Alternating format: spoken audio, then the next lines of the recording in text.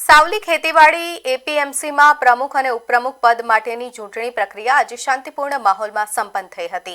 ભારતીય જનતા પાર્ટીના જિલ્લા મહામંત્રી સહિતના હોદ્દેદારો પક્ષનું સત્તાવાર મેન્ડેટ લઈને સાવલી એપીએમસી ખાતે આવ્યા હતા, જ્યાં પક્ષના આદેશ પ્રમાણે નામોની જાહેરાત કરાઈ।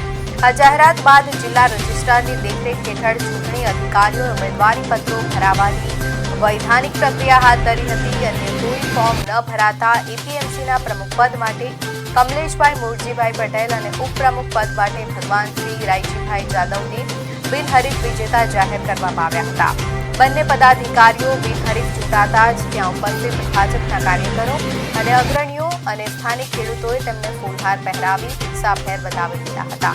સામાજિક આર્થિક વિકાસના કાર્યોને વેગ આપવા માટે શુભેચ્છાઓ પણ પાઠવી હતી।